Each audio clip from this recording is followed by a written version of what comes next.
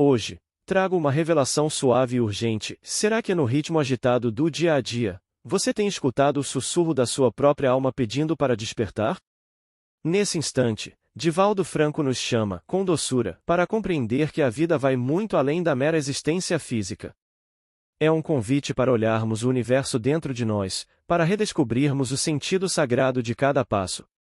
Sinta o coração abrindo-se, mesmo que timidamente, porque aqui você está seguro, apresentado a possibilidade de uma nova conexão com o que realmente importa. Prepare-se para sentir imagens e palavras que despertam clareza e ternura. Você está prestes a receber uma mensagem que pode ser o início de uma virada suave, profunda e transformadora. Fica comigo até o final, pois esse conteúdo foi pensado para tocar seu espírito e trazer leveza ao seu caminhar. Se esse chamado tocar seu coração, inscreva-se no canal, ative o sininho e depois me conte aqui. O que esse despertar já começou a movimentar em você?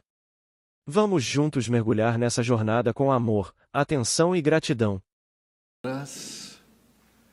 Senhores, queridas irmãs, queridos irmãos espíritas, caras amigas e amigos que nos acompanham pela Web TV Mansão do Caminho e por outras redes da internet, nossos votos de muita paz. Hoje é um dos dias máximos da tradição cristã a respeito das festas celebradas pelos judeus, a Páscoa, a passagem, como nos reportamos na última quinta-feira, a libertação dos hebreus do tacão dominador do Egito. E aquela libertação, caracterizada pela travessia do Mar Vermelho, ofereceu àquele povo que estava escravo fazia 400 anos a liberdade política, sociológica, humana. Mas, à semelhança das terapêuticas psicológicas modernas, aquela libertação, de maneira nenhuma, foi a conquista da liberdade interior. Os psicoterapeutas da Segunda Guerra Mundial constataram que a maioria daqueles que sobreviveram ao Holocausto, aqueles que foram libertados em última hora, quando os campos de concentração foram invadidos pelas tropas russas, americanas, anglo-francesas, que apesar de estarem livres de Hitler, continuavam sob a escravidão imposta pelo nazismo. Porque agora eles tinham liberdade de espaço físico, mas a mente estava dominada pela mágoa, pelas recordações dolorosas daquele período de escravidão, nos terríveis campos de extermínio, o que, de alguma forma, continuava neles o mesmo processo execrando do ódio nazista contra a raça hebreia. Em uma análise da libertação dos hebreus, de fato, eles se viram livres do tacão imperial dos faraós, Ramsés II, mas estavam agora, nesse largo período de 40 anos do deserto, sob o tacão do Império Romano, que governava praticamente o mundo. E Israel, depois do primeiro triunvirato, quando César conquistou a Palestina e deu à Assíria a governança daquele povo inquieto das margens do Mediterrâneo. E então estabelecem esses estudiosos do comportamento que a maior liberdade não é aquela que nos permite a locomoção, ir e vir, que é um dos regulamentos básicos da democracia. O direito de ir e vir a qualquer lugar. O direito e o dever de proceder de acordo com o estatuto legal, que é a Constituição de cada país. A grande problemática é a libertação interior daquilo que nos ata ao que foi desconfortável, ou que foi beneficioso, e agora não tanto. Chegamos à idade adulta, à velhice, e ao invés de desfrutarmos dos dias bons, o rosário de lamentações a respeito da perda da saúde é muito grande. Nós somos livres para ter saúde, mas a máquina desgasta-se, envelhece, desestrutura-se.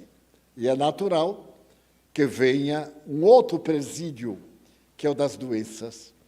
Muitas vezes, em nossa casa, em conversas informais, à mesa, depois das refeições, começamos a dialogar. Agora, com o intercâmbio das comunicações sociais pela internet, estamos mais ou menos avisados daquilo que ocorre no mundo. E como somos todos que lá residimos na Mansão do Caminho, idosos, a conversa deriva. E quando menos esperamos, estamos falando de remédio, doença e preço de remédio. E eu então digo sorrindo, mas que bom que tem o remédio. Eu me lembro de minha mãe, que padecia de dores de dentes. Mas na cidade que nós morávamos, à sua época, não havia dentista.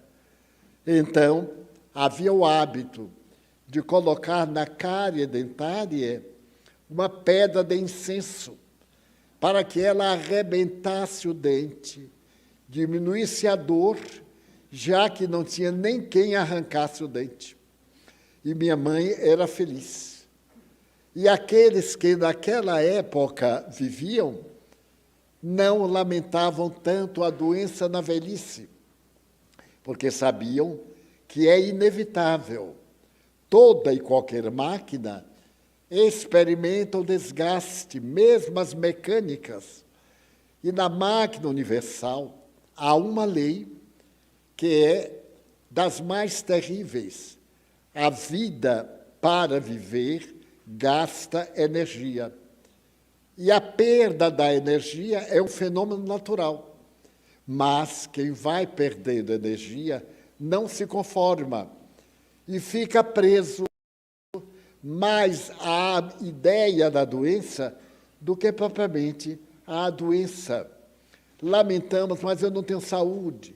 Eu tenho um amigo de 80 anos que é extraordinário, porque a gente não conhece os dramas íntimos da consciência do outro. A gente vê nas redes sociais as pessoas todas sorrindo ou pedindo compaixão. Mas eu conheço alguns das redes sociais que me telefonam quase diariamente pedindo ajuda. Mas na rede social tudo está ótimo. Acaba de chegar das Ilhas Maldivas, ou coisa antipática, as Ilhas Maldivas, quase que é malditas. Acaba de chegar de uma viagem. Hoje mesmo comentávamos que um casal não queria que lhe mandasse nada para o casamento. A última, para quem não sabe, para mim é a última. No seu relatório dos antigos presentes, que se fazia um relatório, e se alguém deseja dar um presente, vai à loja tal, e ali tem o que a pessoa precisa. Porque, normalmente, todo mundo dava liquidificador, e quando terminava, chegava o dia, tem tanto liquidificador, que dava para fazer um leilão. Liquidificador, espremedor de fruta, essas coisinhas baratinhas e que impressionam. Mas esse dizia o seguinte: dê-nos o dinheiro que ia comprar o presente para nos dar. Porque nós preferimos esse dinheiro porque podemos fazer uma viagem à Itália, uma viagem de lua de mel, é a última. Quem ainda não casou e vai fazer a lista, escolha Itália. Agora está na moda também Bélgica. O chocolate da Bélgica. Hoje é considerado um dos melhores do mundo, batendo na Suíça. Mas os suíços dizem que é transitório. Ele vai ficar ruim de novo e o suíço toma o lugar. Mas são as nossas pequenas alegrias que nós, equivocadamente, chamamos felicidade, mas que são os prazeres da vida e que deveríamos desfrutar. Estamos num momento de paz. E diz, ai meu Deus, já imagino amanhã. Eu vou ver como é que eu vou acordar amanhã. E já planeja estar infeliz amanhã e fica infeliz desde hoje.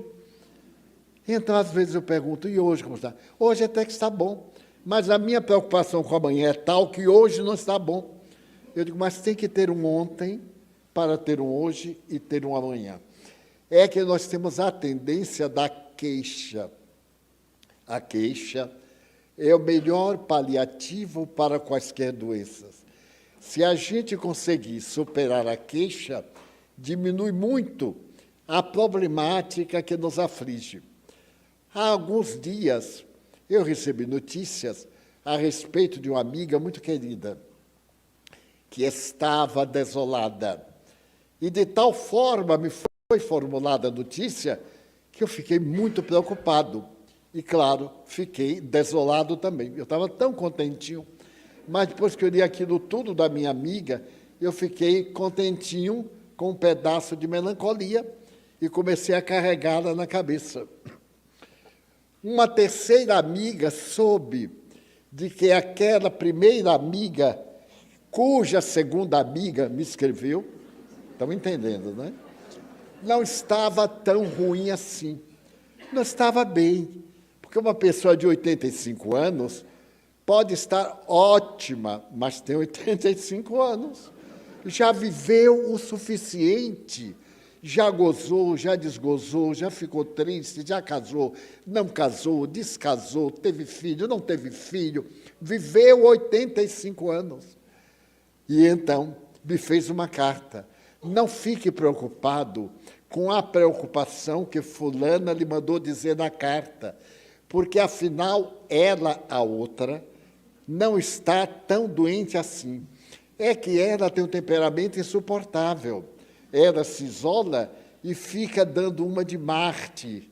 Aí já entrou a maledicência, né? Com todo carinho, já começou a meter o pau naquela que não está bem. E eu vi que isso fazia bem a ela. E então ela está bem. Eu mesmo estava pensando em convidá-la para fazermos uma viagem.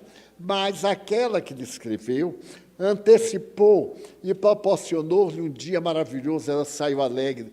Já vê que quem chega mal ao almoço e sai alegre é porque o mal era fome. Não era uma coisa tão desagradável. Mas a fome vai voltar antes do jantar.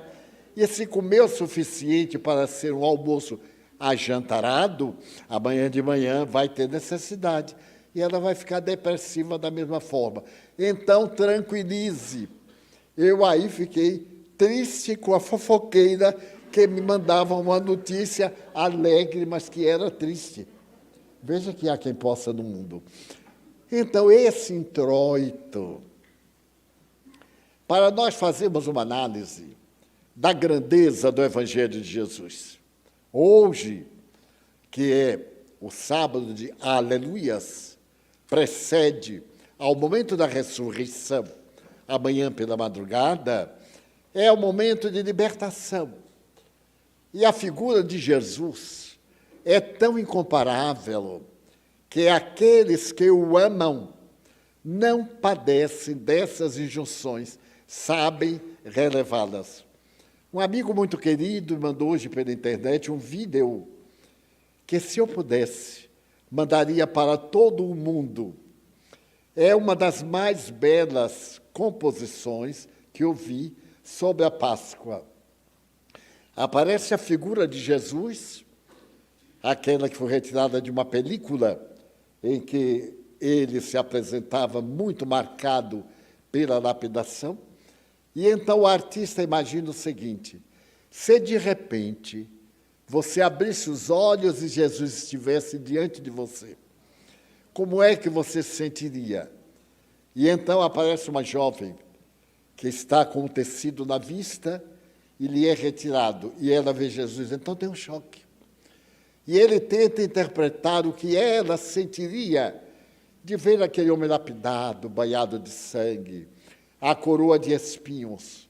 Logo de imediato, um rapaz do tipo comum é tirado a venda dos olhos, e quando ele percebe que é Jesus, a expressão dele modifica completamente. A terceira, de uma senhora madura, acostumadas aos testemunhos da vida, e que o vê e tem uma expressão de encantamento, de surpresa. E a quarta é uma senhora de mais idade, que não sabe o que fazer, começa a rir. A primeira fica aturdida e começa a imaginar, mas por que na minha vida eu não me dediquei a meditar no que este homem ensinou? Ele morreu para que eu tivesse vida. As lições que eu aprendi na minha religião, seja ela qual for, desde que cristã, falou-me que ele, por amar muito, foi incompreendido, chibateado e crucificado, e morreu. Mas ele voltou, porque nos ama tanto, que voltou para nos dar uma boa notícia: ninguém morre.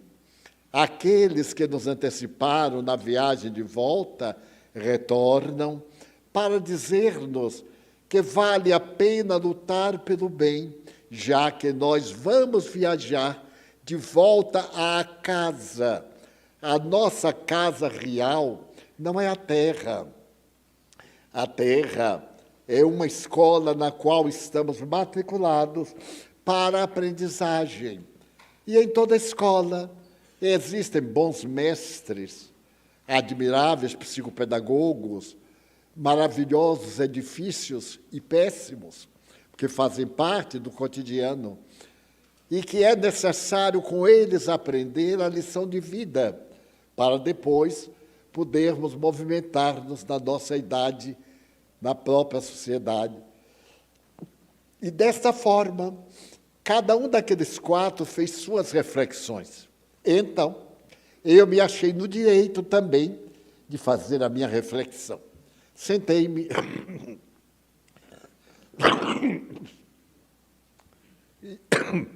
e tirei a venda dos meus olhos e olhei o meu Cristo.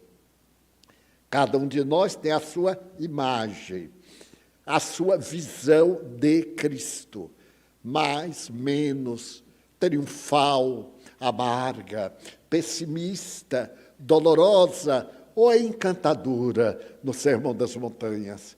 Ele de pé, diante daquela multidão, cantando as glórias do reino dos céus. Então eu fiz a minha catarse. Ele disse: é verdade que nós já nos conhecemos. Não fico muito surpreso de vê-lo, porque eu sei que o Senhor passou por esse transe. E esse transe deixou-lhe marcas inconfundíveis. Mas o que eu noto é que você não está magoado comigo, nem com aqueles que o feriram. Então, ensine-me a proceder assim. A quando me vierem as dores, porque eu tenho uma vida muito saudável, cercada de amigos, de benfeitores, de pessoas generosas, idealistas, pessoas que sonhamos com o bem da humanidade, há de vir o momento de uma doença incurável, porque ninguém morre de saúde, morre de doença, uma problemática de natureza moral, que me seja difícil de resistir àquilo que eu acho justiça, que você, disse-lhe, dê-me o aspecto da dor, porém, o olhar de serenidade.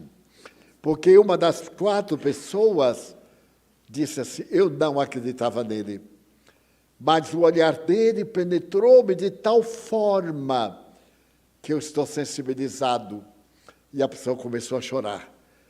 O seu olhar, este olhar com que me fita, é um olhar de perdão, não é um olhar de mágoa, de suspeita, de amargura. E me sinto muito feliz, porque você me deu a honra de falar sobre o seu nome, de dizer que você é o amor pelo qual todos sonhamos. Aquele amor que somente nos dá plenitude, nem o desencanto, nem uma decepção, nem uma mágoa, nem uma queixa. E então, eu fiz um salto quântico nas minhas memórias e me lembrei que estava com uma programação de palestras pelo estado de São Paulo, faz muitos anos, 40 anos talvez. E naquela época, eu tirava 10 dias, ou todas minhas férias, e cada dia falava de uma cidade. Programava com uma antecipação muito grande, para que houvesse preparação, divulgação, a fim de que, ao chegar a cada cidade, já tivesse o programa estabelecido. E estava viajando pelo noroeste de São Paulo. Meu guia e amigo era um médico. Ele era diretor do centro médico e era um grande idealista. Para mim, que era muito jovem, este homem era um exemplo, porque, dedicado à medicina, ele não apenas cuidava da organização fisiológica, mas da realização moral dos seus pacientes, demonstrando que a doença vem da alma para o corpo. E muitas vezes o problema vem do corpo para a alma. E estava entusiasmado. Naquela noite, eu deveria falar na sua cidade. E o maior auditório que havia era a sala de esportes de um colégio, de um ginásio, que na época havia um governo que programou ter o dia inteiro, pela manhã, a parte cultural, à tarde, a parte profissional. Almoçava na escola e etc. Era um programa de educação muito avançado para o tempo. Mas, de repente, deu uma chuva torrencial, tão terrível, que o alicerce daquela sala onde teríamos a palestra ficou abalado. E o Corpo de Bombeiros avisou ao médico que não seria possível a realização da conferência lá, que iria atrair muita gente da redondeza e poderia ter uma catástrofe. Era justo. E ficamos ambos muito preocupados. A chuva passou, mas os danos ficaram. Depois de muito tempo, eu pedi-lhe, vamos até lá olhar para ver se é um risco imediato como é. E passamos, na viagem, pela região da prostituição. Anteriormente, nas cidades do interior e na capital existia a chamada Zona Rosa, a Zona do Prazer, ou simplesmente a Zona, onde a prostituição remunerada tinha o seu papel. E como as ruas estavam muito alagadas, aquela que passávamos na região dos prostíbulos estava liberada. E eu vi uma construção enorme, como um armazém. Então eu perguntei, mas o que é isso? Ele disse, é a sala de baile daqui do bairro. Eu disse, vamos ver se houve alguma coisa. Ele disse, mas, Divaldo, é o lugar em que ocorrem as coisas mais lamentáveis. Eu disse, mas então é o lugar próprio, levar o médico ao doente. Não adianta levar o médico aos anjos, o que é que ele vai fazer lá? Mas levar o médico aos prostíbulos, à miséria, foi o que Jesus fez. E insisti. Ele era um pouco puritano, mas aqui é uma região, eu digo, é uma região comum. Ela está poluída, mas se fizermos brechas nas represas do mal, ela deixará de ser poluída. E o convenci a parar. Batemos a porta, os responsáveis abriram e nós entramos. Era uma sala, vamos dizer, metade desta. para o local era extraordinária. As paredes tinham pinturas execrandas, terríveis, bandeirinhas, aquelas bandeirinhas horrorosas de São João, tudo velha, mofada, aquele ambiente muito próprio para a finalidade. Tinha lâmpadas negras para poderem brilhar. E ele foi dizendo, olha aquilo. Eu digo, não, olhe para isso, olhe para este espaço. Pergunte aí se eles alugam. Eles, mas alugam para a palestra. Mas fazer uma palestra aqui, ninguém vem. Eu digo, o senhor é que pensa. Todo mundo vem. Que há muita gente que quer ver como é o lugar que não conhece. A alma humana é muito curiosa. E ele disse, mas, Divaldo, você acha? Eu digo, não acho nada. Vamos tentar. E fui com ele, perguntei quanto era o aluguel. Aí o senhor me conheceu. Ah, senhor Divaldo, eu conheci o senhor em Bauru, não sei o quê, né? Eu disse, pois é, já que nós nos conhecemos, você sabe qual é a minha visita aqui. É que hoje não vai ter o baile. Ele disse, por quê? Eu digo, porque vai ter a palestra. Ele disse, aqui? Eu digo, aqui. Mas, aqui? Eu digo, aqui. Ele duvidou e eu apontei com o dedo. E aí ele apresentou assim, não, tudo isso dá jeito. Pode ficar, já tem na imaginação uma paisagem muito boa. Ele disse, olha, como é para Jesus Cristo, eu cedo, porque você vai falar sobre Jesus, né? Eu digo assim, com certeza, tranquilamente. Muito bem, acertamos, e eu resolvi chamar a juventude espírita, reuni a meninada às 16h e pedi para comprarmos alguns tecidos brancos, e fomos a umas lojas, compramos tecidos bem baratos, e colocamos, cobrindo a paisagem, mas ficou uma beleza aqui, deu tudo alvo, remendado, para cá, para lá, para cá. A lâmpada preta, eu botei um pano verde, para que o verde melhorasse o ambiente. E aí, eram já 6h. O corpo de bombeiros disse, é inusitado. Nós íamos ao cabaré, que era a palavra antiga, que em realidade em francês não é a tradução exata de português. Cabaré é qualquer sala de danças na França. Muito bem. Então ele disse, e agora, Divaldo? Eu digo, nós vamos conversar com a primeira-dama, porque se a esposa do prefeito for, todo mundo vai. Aí o senhor conhece o prefeito? Ah, sim, e fomos ao prefeito. Eu falei com ela, expliquei que eu pretendia fazer uma palestra muito boa, mas ela lembrava, ah, sim, seu Divaldo. E onde vai ser? Ele vai ser numa sala, que o povo chama o cabaré da cidade. Ela disse, lá na zona, ela sabia, coitada, todo mundo sabia. Eu digo, sim, senhora, lá na zona. Mas como é que faz? Eu digo, a senhora pede ao delegado, é a primeira-dama, para botar um policial numa esquina, outro policial na outra esquina, para que as pessoas habituês não vão. Deixem para ir depois das 10h, porque vamos ter um espetáculo em 2 fases. A palestra até as 9h, 9h30, depois aberto para o dia a dia, depois das 10h da noite. Ela disse, mas... E o senhor está me convidando para ir? Eu digo assim, senhora, porque se a senhora for, a cidade inteira vai. Ela disse, então, peraí, deixa eu pensar. Vou telefonar para a esposa do juiz. E ela vai telefonar para a esposa do delegado de polícia. As 3 maiores damas da cidade, que tinham uma curiosidade imensa de ver o que se passava lá, aqueceram e disseram assim, pode anunciar que somos as convidadoras para todo o público. Então, aí, alto-falante, um carro foi para a rua, gritando fanhoso, a notícia, tal, atrasamos para 8h30 para dar tempo, e eu me fui aprontar na casa do meu amigo, me preparei, orei bastante, e perguntei, meu Deus, que tema eu vou abordar? Porque é bem capaz de alguma pessoa ter escapado da vigilância dos guardas e ter ido. E nós vamos dar uma ideia de Jesus que talvez ela nunca tenha ouvido ou terá dificuldade de ouvir. Muito bem. Quando eu estava chegando lá, a rua estava entupida. Eu entrei, a sala estava vazia, porque no interior é engraçado. As pessoas sempre olham o que é que o outro fazem. E estavam olhando se a primeira-dama ia. Se a primeira-dama fosse, todo mundo ia. Então chegou a primeira-dama, nós recebemos, entramos, Quando ela viu aquilo vazio, disse, o que é isso? Eu digo, chame o povo. Ela chegou à porta, venham. Aí lotou, ficou lotado com gente em pé.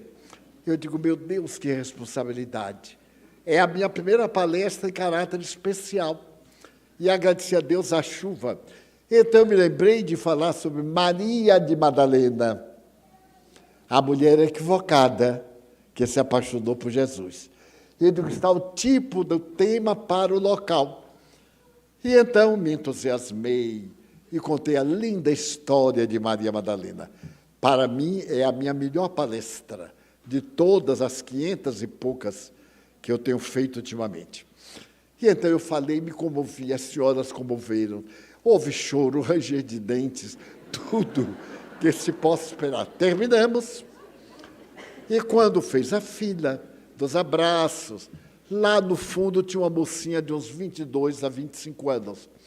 Ela veio e me disse assim, ai, seu Divaldo, eu não podia deixar de falar com o senhor, porque eu trabalho aqui.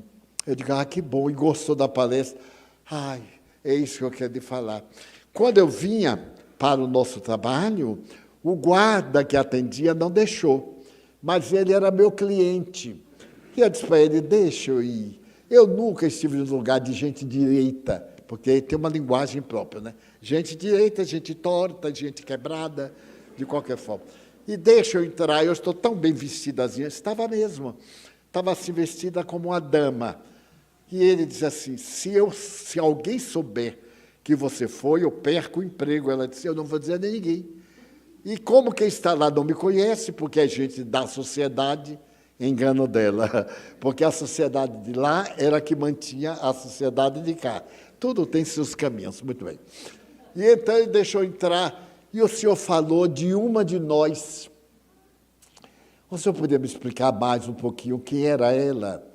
Eu disse, olha, minha filha, infelizmente, eu tenho agora um outro compromisso, porque terminada a palestra, sempre tem um lanche numa residência, onde eu vou para conversar com as pessoas, e fico normalmente até 11 horas, meia-noite. Exceto se você, terminado o seu trabalho, for à casa que eu estou hospedado. É a residência do doutor fulano de tal. Ela disse, ele é o médico lá do posto, ele me conhece muito, porque cada mês eu faço o exame de saúde para ver minha situação no trabalho. E ele é um homem muito bom. Eu digo, é espírita. E diz comigo, agora eu vou ver se ele é mesmo espírita. E então chamei-o e disse, doutor fulano, essa nossa irmãzinha precisa falar comigo.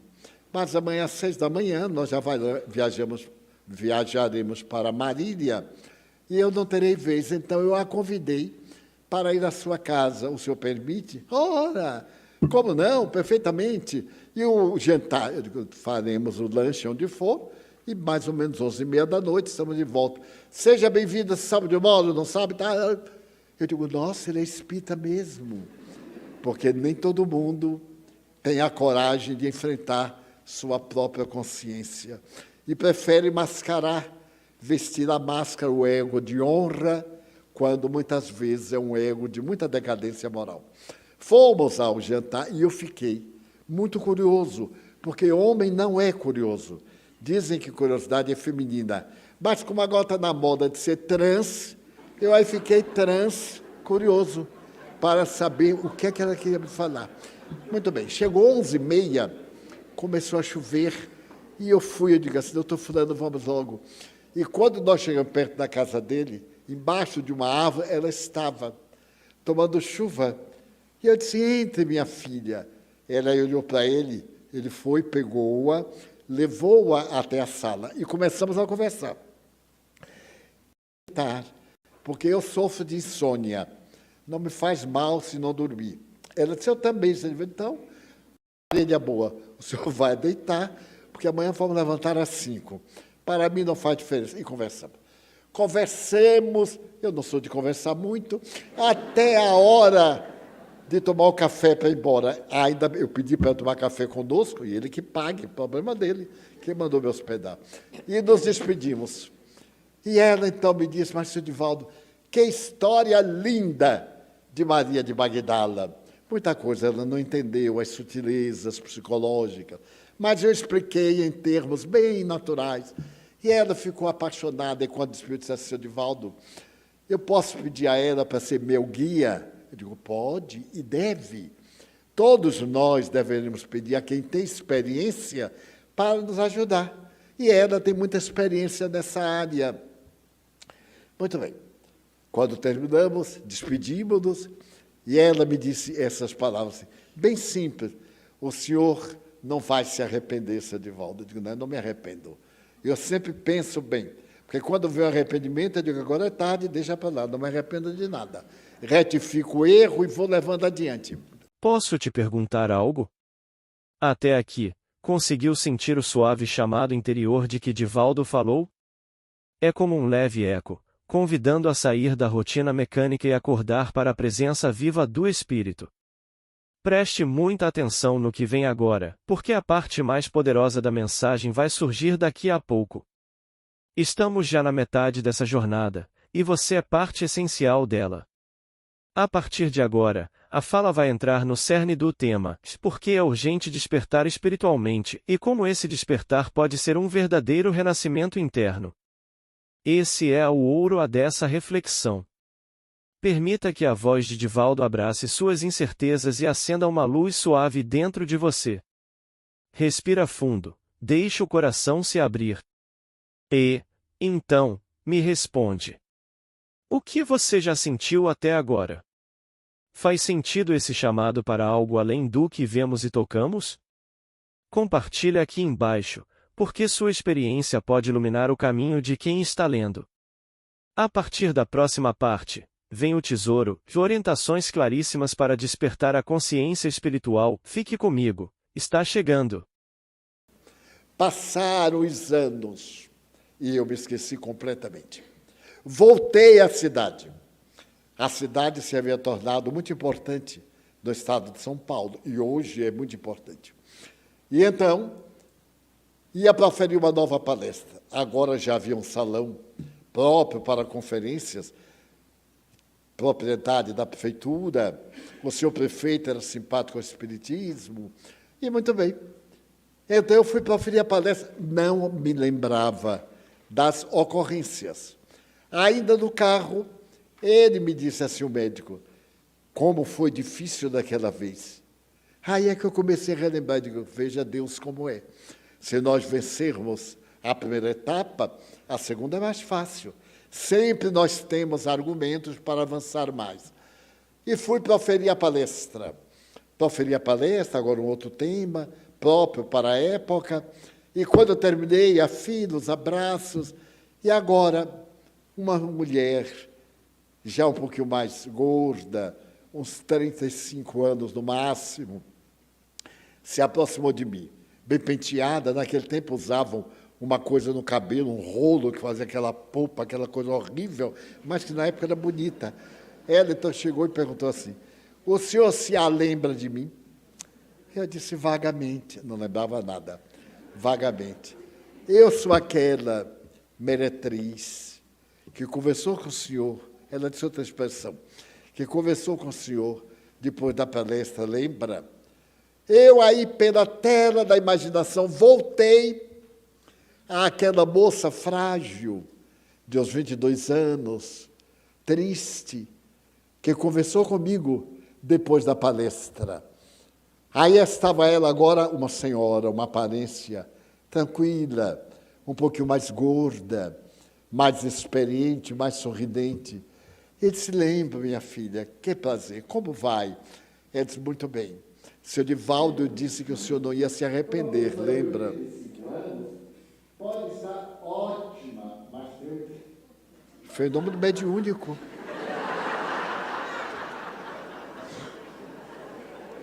Nossa, nem é o Pentecoste, que é voz direta. Muito bem. Então, eu venho lhe fazer um pedido. Eu digo, com muito prazer.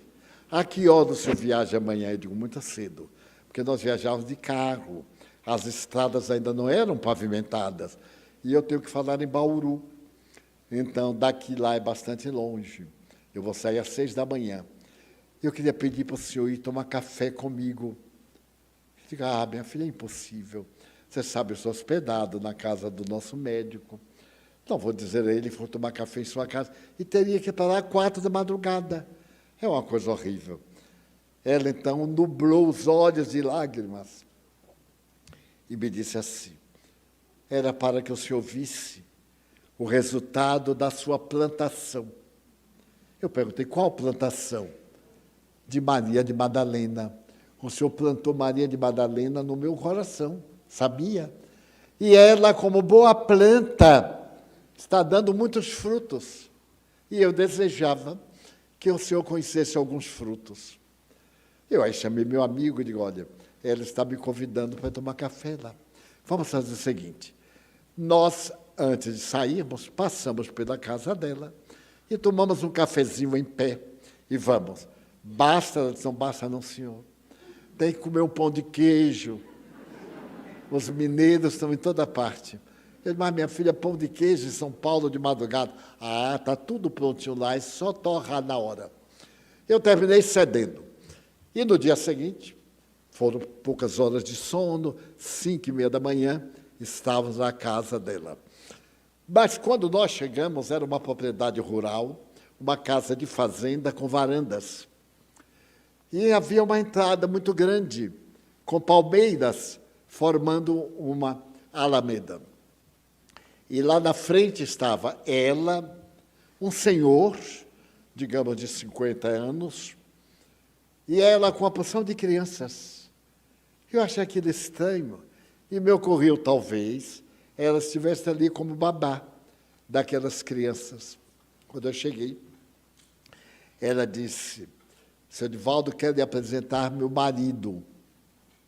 Aí me apresentou um velhote, de 50 anos. Eu apertei a mão, como vai, prazer. Pois é, seu Divaldo, ele se casou comigo. E você não se casou com ele? Eu casei também. E deixa eu ver como é que eu conto para o senhor. No dia seguinte, seu Divaldo, eu fui lá no lugar em que eu trabalhava e procurei ver quanto eu devia. Porque a vida é muito complexa. As chamadas mulheres de vida alegre têm uma vida muito triste. Elas dependem de 3 situações para viver. Pagar o bordel, 30% do que ganham. Pagar o proxeneta, o indivíduo que garante que ela trabalhe para ele. E pagar 30% à polícia naquele tempo, para poder ter liberdade de trabalhar. Então, o que fica com a gente é uma miséria. Então, a roupa melhor, é alugada. Na casa que mora, alugam tudo. E quando querem abandonar, não tem como pagar. Aí ficam, descem os degraus da miséria, para a sífilis, a tuberculose, o assassinato, etc. Eu, então, fui lá e falei que não ia trabalhar mais, que ia viver por conta própria, queria levantar da minha dívida para poder pagar depois. A senhora gostava de mim como se eu fosse sua filha e me tratava como sua filha. Procurou me dissuadir, mas Maria de Madalena estava na minha cabeça. Jesus, quando disse a ela, eu peço a tua vida, um dia eu vou pedir a tua vida. E então, seu Divaldo, eu falei que ia voltar a trabalhar nos canaviais, a ser boia fria, pegar os caminhões para cortar cana, era o produto da época, em São Paulo, depois mudou para laranjas, depois para soja, e etc. E então, aluguei uma casinha de quarto, cozinha e sala, numa rua que não tem saída, uma avenida, uma ruazinha sem saída. E fui morar lá. Isso, digamos que foi na segunda-feira, o senhor falou no domingo.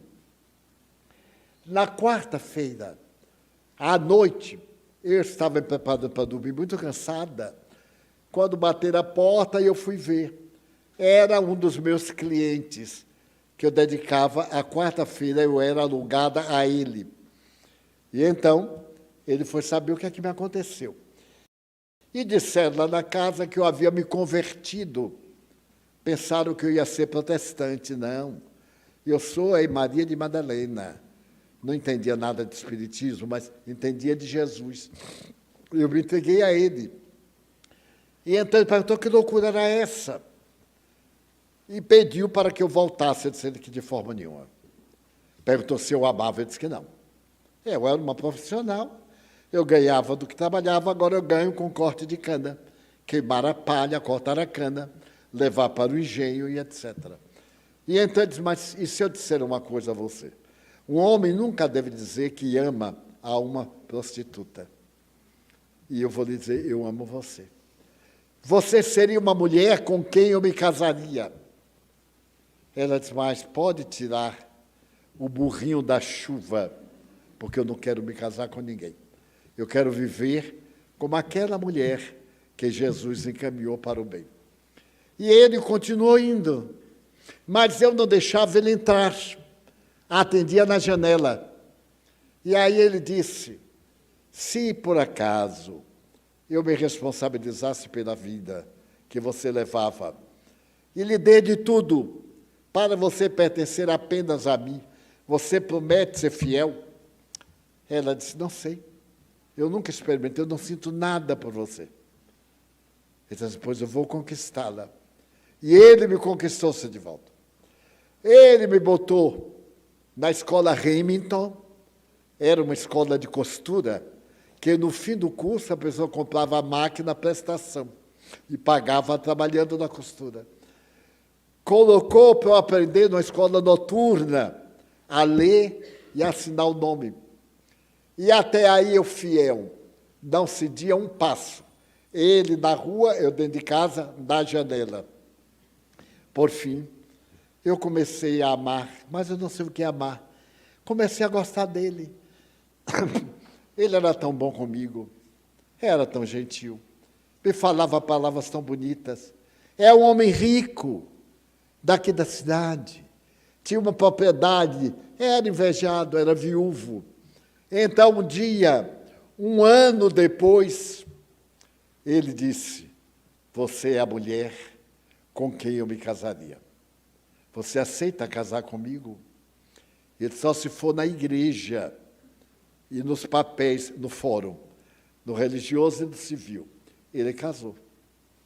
Casou e me trouxe para cá. Eu saí da miséria, do corte de cana, para ser também proprietária daqui do que o senhor está vendo. Isso ela me contando na varanda em pé, quando eu cheguei.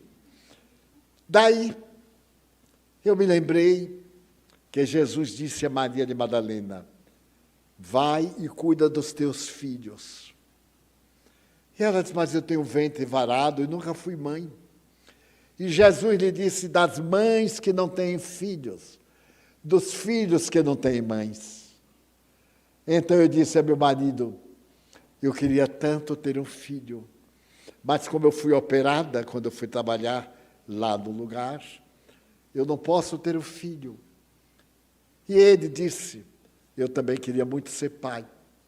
E não sei como é que nós fazemos. Então eu disse assim, vamos adotar uma criança? Faz um ano que o seu Divaldo esteve por aqui. Faz de conta que eu fiquei grávida naquela época. E aí, a gente adotamos uma criança. Era um meninozinho de uns 8 anos. E de lá para cá, todo ano, no dia do nosso aniversário, a gente adotava uma criança. Eu já tenho 9, o que chegou hoje é esse, que eu botei o nome dele, Divaldo. Então, eu queria que o Senhor abençoasse nossa família. E eu vi aquela escadinha dos filhos do amor universal, da misericórdia divina, do que a gente pode fazer quando se volta para aquele olhar, aquele homem que não nos pediu nada, mas disse, se vierdes ter comigo, eu vos darei o reino dos céus. Desta forma. Eu entrei e celebramos uma oração de Valdinho, ali, lindo como o outro, muito engraçadinho. Pois bem, passaram-se os anos. Eu voltei mais 2 vezes. O meu amigo médico desencarnou. E hoje, pela manhã, na hora que eu recebi o e-mail, ou vídeo, para que olhasse Jesus, eu me lembrei dela. E meu olhar a Jesus foi o olhar dela.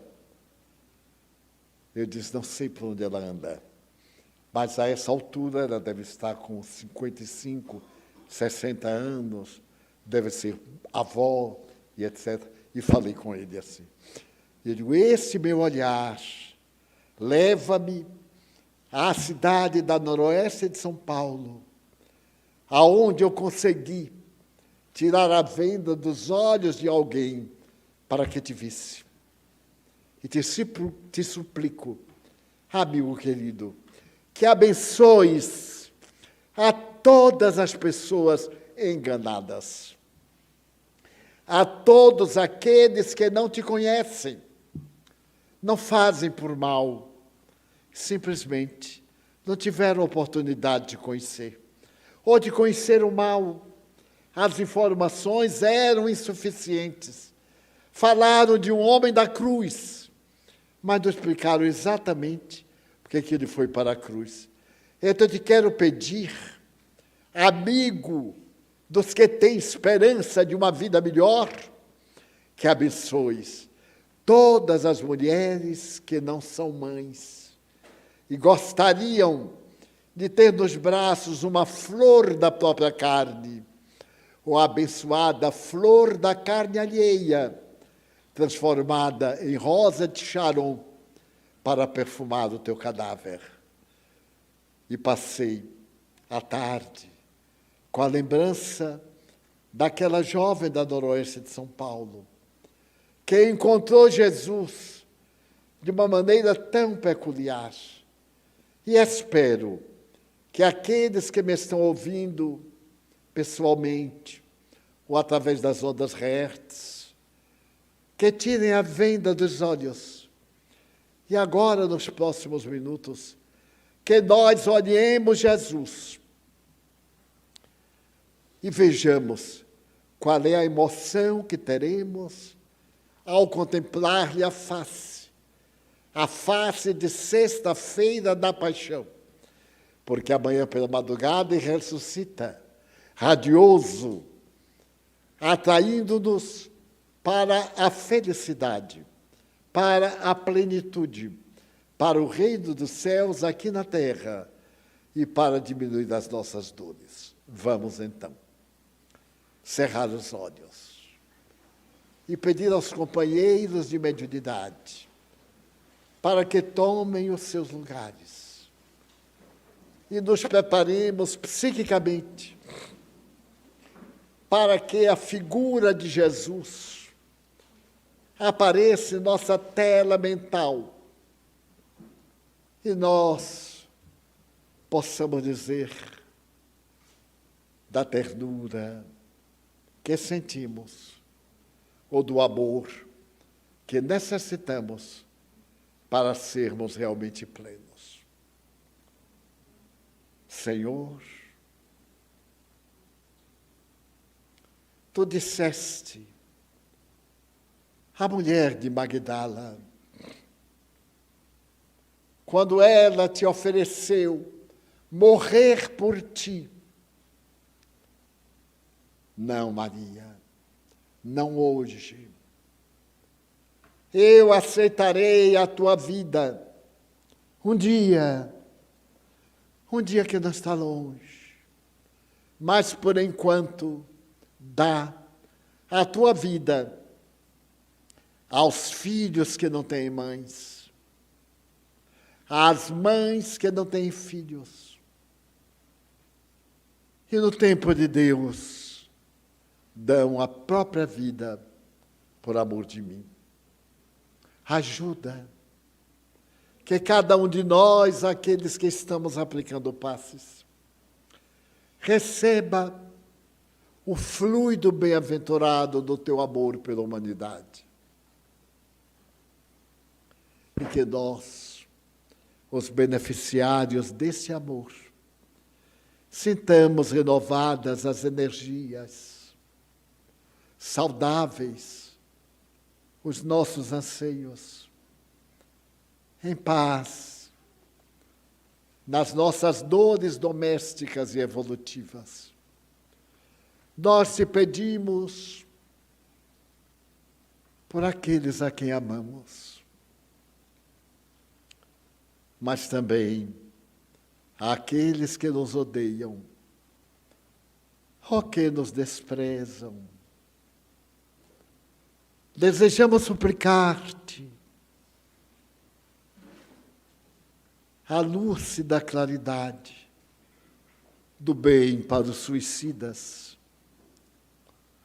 aqueles que não tiveram coragem de afrontar a situação e antecipar a viagem de volta, pelos espíritos sofredores, pelos doentes, em principal, pelos portadores das doenças incuráveis, dessas síndromes terríveis com que a justiça divina nos ensina a resgatar o bem.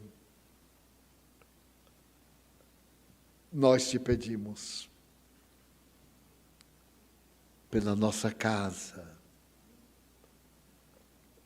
pelo trabalho de iluminação de consciências,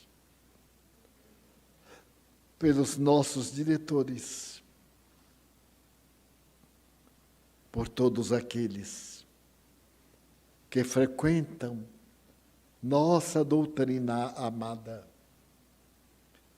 mas também por aqueles que nos acompanham através da internet e estão orando conosco.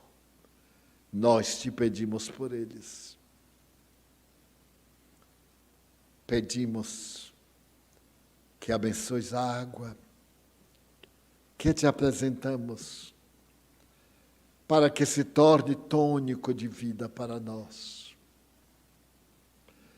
E, acima de tudo, nós te pedimos pela paz interior, pela paz em nosso lar, em nossa família. Prometemos-te ficar tranquilos e confiantes, pela paz no Brasil, pela paz na terra em desolação, pela paz no mundo. Agradecendo a Deus Todo-Poderoso, à Mãe Santíssima, a Ti e aos anjos guardiães que nos guiam, nós encerramos a reunião desta noite com votos de harmonia para todos. Está encerrada a nossa reunião. Que privilégio compartilhar esse momento com você. Despertar espiritualmente, como o Divaldo nos orienta, é perceber que a nossa existência transcende o corpo, que há dentro de nós uma centelha divina pedindo para brilhar mais forte. Esse despertar nos devolve a liberdade do coração, porque nos reconectamos com o propósito maior de servir e amar com autenticidade. Que essa mensagem te inspire a pausar qualquer bloqueio, a escutar a voz suave da sua alma. Mais do que insights, que nasce em você uma sementinha de coragem para viver com presença, esperança e fé. Agora, você tem um convite: coloque em prática esse despertar na sua rotina. Pode ser um momento de reflexão ao acordar, um exercício de gratidão, um olhar mais terno ao outro. Compartilhe esse vídeo com alguém que esteja vivendo no piloto automático precisando de um lembrete. A vida é muito maior do que o que vemos. Deixe nos comentários o que ficou no seu coração, e se inscreva para continuar acolhendo essas pílulas de luz. Gratidão por caminhar comigo nesta estrada de consciência e transformação. Até o próximo encontro, com mais amor, mais luz, mais despertar para a beleza da vida espiritual.